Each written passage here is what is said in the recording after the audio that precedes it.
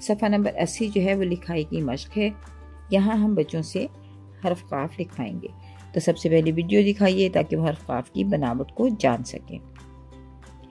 اس کے بعد آپ بچوں سے کہیے کہ پینسل کو نقطہ آغاز پہ رکھیں، تیر کے ساتھ ساتھ لکھیں اور اوپر 2 نقطے لگائیں. یہ ہے قاف. پینسل کو نقطہ آغاز پہ رکھیں اور اوپر تیر کے ساتھ ساتھ لکھیں اور اوپر 2 نقطے لگائیں. یہ ہے قاف. بتائیے یہ قاف کی بڑی شکل ہے اور یہ قاف کی چھوٹی شکل ہے.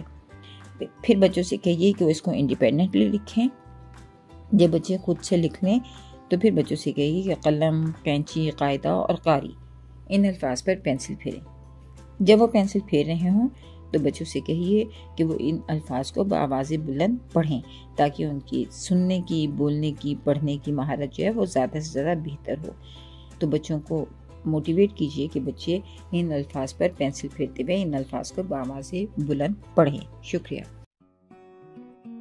بچوں کو حرف قاف درست انداز سے لکھنا. نظم: چھوٹا سا منہ، بڑا سا پیٹ، آدھا اوپر آدھا نیچے، قاف کے اوپر 2 نقطے گا کر سکھائیں.